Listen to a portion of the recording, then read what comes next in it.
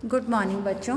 हम लोग अब तक देख चुके हैं एल्डिहाइड्स, एरोमेटिक एल्डिहाइड्स और कीटोन्स में हमने एरोमेटिक एल्डिहाइड बेंजल्डिहाइड के बनाने की विधि एवं उसकी विभिन्न अभिक्रियाएं देखी थी। इसके बाद में हमने एरोमेटिक कीटोन्स में एसीटोफिनॉन के बनाने की विधियां देखी थी। अब हम उसकी विभिन्न अभिक्रियाएं देख रहे हैं। एसीटोफिनॉन की जब हम ग्रिग्नार्ड अभिकर्मक से अभिक्रिया कराते हैं तो फर्स्ट स्टेप में जो कीटोनिक समूह होता है उसके ऊपर जो RMgX है वो टूट करके इस तरह से लग जाता है। कार्बन की एक वैलेंसी पर एल्काइल ग्रुप और ऑक्सीजन के साथ में MgX लग जाता है। इसके बाद नेक्स्ट स्टेप में जब हम इसका जल अपघटन करते हैं तो हमें MgOHX बाहर मिल जाता है और हमें ये अल्कोहल मिलता है। तो ये कीटोन से अल्कोहल बनाने की एक बहुत आसान सी विधि है जिसमें हम ग्रिग्नार्ड अभिकर्मक काम में लेते हैं, जो कि एक कार्ब धात्विक यौगिक है, ऑर्गेनोमेटालिक कंपाउंड है, क्योंकि इसमें ऑर्गेनिक समूह R एल्काइल समूह लगा हुआ है। वो एल्काइल समूह कोई सा भी हो सकता है, मिथाइल, इथाइल, प्रोपाइल, कोई सा भी समूह हम ले सकते हैं। और इसके बाद में मैग्नीशियम के साथ में जो X है वो कोई सा भी हैलाइड हो सकता है, क्लोराइड, ब्रोमाइड, आयोडाइड हो सकता है। तो ये किसी भी तरह के अल्कोहल को बनाने की एक बहुत आसान विधि है जिसमें RMgX ग्रिग्नार्ड रीजन बहुत एक्टिवली काम करता है। इसके बाद में नेक्स्ट विधि में हम देखते हैं संघनन अभिक्रिया, जिसमें हम इसको हाइड्रोक्सिल अमीन या फेनिल हाइड्रेजीन से इसका संघनन कराते हैं। तो आप यहाँ पर देख सकते हैं हाइड्रोक्सिल अमीन के साथ अभिक्रिया करने पर यहाँ पर NOH कीटोक्साइम मिलता है और फेनाइल हाइड्रेजीन के साथ अभिक्रिया कराने पर फेनाइल हाइड्रेजोन बनता है। ये कीटोन का लेबोरेटरी में टेस्ट भी है कि हम पदार्थ लेते हैं उसका अल्कोहल में विलयन बना करके उसमें जब हम फेनिल हाइड्रेजीन डाल करके उसको गर्म करते हैं तो एक ठोस पदार्थ हमें प्राप्त होता है, हाइड्रेजोन प्राप्त होता है। संघनन अभिक्रिया में हम ये अभिक्रियाएं देखते हैं। अब इसमें जो हमें उत्पाद मिलता है यहाँ पर आप देख सकते हैं कीटोक्साइम। ये कीटोक्साइम वापस से, क्योंकि इसकी स्टेबिलिटी कम होती है, एसिडिक मीडियम या PCl5 की उपस्थिति में वापस से रीअरेंज होकर हमें ये एमाइड दे देता है। इसे हम कहते हैं बैकमैन रीअरेंजमेंट रिएक्शन या पुनर्विन्यास अभिक्रिया। जैसा कि आपको दिखाई दे रहा है ये ऑक्साइम बन गया है, कीटोक्साइम, जो PCl5 और हाइड्रोजन के साथ में एसिडिक माध्यम में या NO2 या PCl5 के साथ अभिक्रिया करके हमें एमाइड समूह में परिवर्तन दिखाता है। इसके बाद में हम चलते हैं मैनिच रिएक्शन। मैनिच या मैनिक दोनों एक ही बात है। मैनिच रिएक्शन में एसीटोफिनॉन की जब हम सेकेंडरी अमीन से अभिक्रिया करवाते हैं और फॉर्मल्डिहाइड साथ में उपस्थित है, माध्यम हमने अम्लीय लिया है, तो इसमें हमें जो मैनिच क्षार मिलता है, जो इसके कंडेंसेशन का प्रोडक्ट होता है, इसमें वाटर मॉलिक्यूल बाहर निकल जाता है। हम देख सकते हैं यहाँ पर ये CH2 और N, तो यहाँ पर से ऑक्सीजन, एक हाइड्रोजन यहाँ से और एक हाइड्रोजन यहाँ से निकल करके वाटर मॉलिक्यूल, जल का अणु बाहर निकल रहा है और हमें मैनिक क्षार मिल रहा है। इसकी अभिक्रिया की क्रियाविधि हम देख सकते हैं। इस अभिक्रिया में फर्स्ट स्टेप में आपको दिखाई दे रहा है यहाँ पर फर्स्ट स्टेप, यहाँ पर फॉर्मल्डिहाइड से जब इसकी रिएक्शन होती है सेकेंडरी अमीन की, तो हमें ये ग्रुप मिलता है और इस तरह से इंटरमीडिएट मिलता है। और क्योंकि हम जानते हैं किसी भी एरोमेटिक पदार्थ पर कार्बोनियम आयन का अटैक आसान होता है, फर्स्ट स्टेप। फिर उसके बाद सेकंड स्टेप में आप यहाँ देखें, यहाँ पर इसका अटैक, अमीन का अटैक इस वाले ग्रुप पर हो रहा है और हमें ये मिल रहा है इंटरमीडिएट, जिसमें कि नाइट्रोनियम आयन हमें प्राप्त हो रहा है, जो कि जल अपघटन के साथ जल को निकालने के साथ में स्टेबल एक मॉलिक्यूल में बदल जा रहा है। ये मॉलिक्यूल यहाँ पर दिखाई दे रहा है आपको, ये मॉलिक्यूल।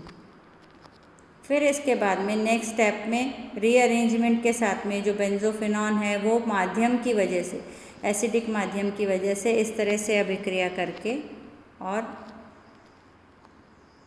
हमें यहाँ पर ये प्रोडक्ट देता है, जो वापस एसिडिक मीडियम में यहाँ हमें मैनिच क्षार का उत्पादन दिखाता है। चलिए इससे आगे नेक्स्ट रिएक्शन में हम चलते हैं। यहाँ पर हम देखते हैं 2 मॉलिक्यूल्स का रिएक्शन होता है। तो ऐसी स्थिति में हम इसको हीट कर रहे हैं सिंपली, तो वाटर मॉलिक्यूल बाहर, अगर हम इसका कंडेंसेशन देखें तो इसमें हमें एल्यूमिनियम ब्यूटाऑक्साइड हमने इसमें कैटलिस्ट लिया है, और इसकी उपस्थिति में जब 2 मॉलिक्यूल एसीटोफिनॉन के कंडेंस होते हैं तो जल का अणु बाहर निकाल के डाइज़ोन बना देते हैं।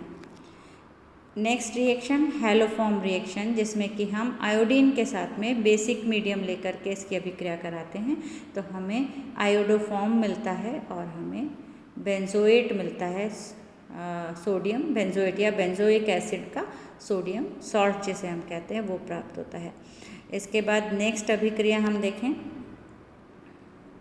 अगर एसीटोफिनॉन के 3 मॉलिक्यूल्स हैं और हमने HCl की उपस्थिति में इसकी अभिक्रिया करवाई है तो ऐसी स्थिति में इसके तीनों मॉलिक्यूल 3 वाटर मॉलिक्यूल निकाल करके ट्राइफेनाइल बेंजीन का निर्माण करते हैं। आप देख सकते हैं अभिक्रिया को, C6H5COCH3 के 3 मॉलिक्यूल्स हैं जो यहाँ पर 3 अणु जल के बाहर निकाल दे रहे हैं और हमें ट्राइफेनाइल बेंजीन की रिंग प्राप्त हो रही है।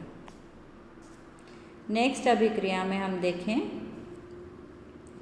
एसीटोफिनॉन कि जब हम एसिटिक एनहाइड्राइड से अभिक्रिया कराते हैं इन प्रेजेंस ऑफ BF3, ये BF3 यहाँ पर कैटलिस्ट है, इसकी उपस्थिति में जब एसिटिक एनहाइड्राइड एसीटोफिनॉन की अभिक्रिया एसिटिक एनहाइड्राइड से हो रही है BF3 की उपस्थिति में तो हमें बेंजोइल एसीटोन प्राप्त होता है, यानी इसके एडिशन रिएक्शन प्राप्त होती है और एसिटिक एसिड बाहर निकल जाता है। नेक्स्ट हम देखें, अगर हम किसी एस्टर के साथ में एसीटोफिनॉन की अभिक्रिया करा रहे हैं तो ऐसे केस में हमें बेंजोइल एसीटोन प्राप्त हो रहा है और इथाइल अल्कोहल बाहर निकल रहा है। इसमें जो माध्यम है वो क्षारीय लेकर के और इथेनॉल काम में लिया जाता है, तो सोडियम इथॉक्साइड की उपस्थिति में यह अभिक्रिया पूर्ण होती है। इसके बाद में ये सारी अभिक्रियाओं के पश्चात ये सारी अभिक्रियाएं जो थी वो कीटोनिक समूह की अभिक्रियाएं थी। इसके अलावा जो बेंजीन रिंग है वो भी अपनी जो विशिष्ट इसकी E+ के अटैक की रिएक्शंस देता है, जो है इलेक्ट्रॉन स्नेही प्रतिस्थापन अभिक्रियाएं।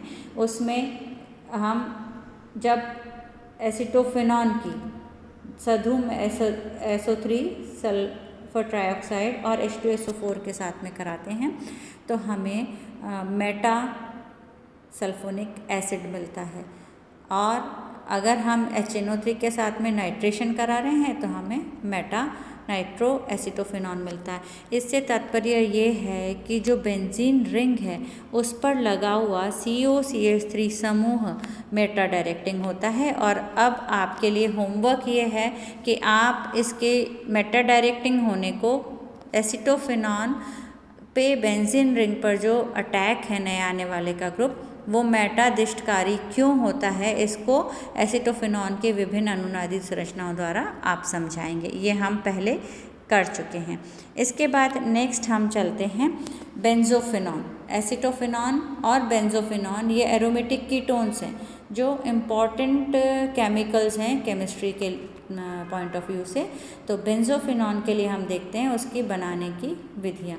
बेंजोफिनॉन को हम फ्रीडल-क्राफ्ट एसाइलेशन से बना सकते हैं, जिसमें हम बेंजोइल क्लोराइड और बेंजीन की रिएक्शन करवाते हैं AlCl3 के प्रेजेंस में। इसकी क्रिया विधि आपका दूसरा होमवर्क है कि आप इस अभिक्रिया की फ्रीडल-क्राफ्ट अभिक्रिया की क्रिया विधि लिख करके मुझे भेजेंगे। 2 होमवर्क मैं आपको आज के लिए देती हूँ। इसमें हमें बेंजोफिनॉन प्राप्त होता है। चलिए नेक्स्ट अभिक्रिया हम देखते हैं। कैल्शियम बेंजोएट को जब हम ड्राई हीट करते हैं, सूखा ही इसको गर्म करते हैं, तो कैल्शियम कार्बोनेट बाहर निकल जाता है और बेंजोफिनॉन प्राप्त होता है।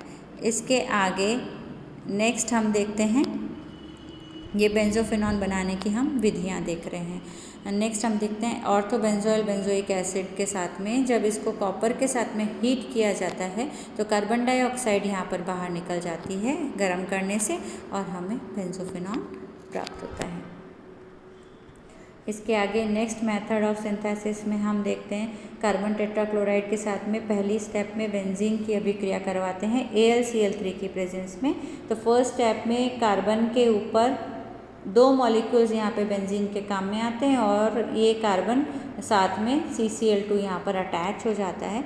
उसके बाद में हम इसका हाइड्रोलिसिस करते हैं तो हमें यहाँ पर HCl बाहर निकल जाता है, 2 मॉलिक्यूल HCl के बाहर निकल जाएंगे और इस पर हमें डबल बॉन्ड पे कीटोनिक ग्रुप जुड़ा हुआ दिखाई देगा।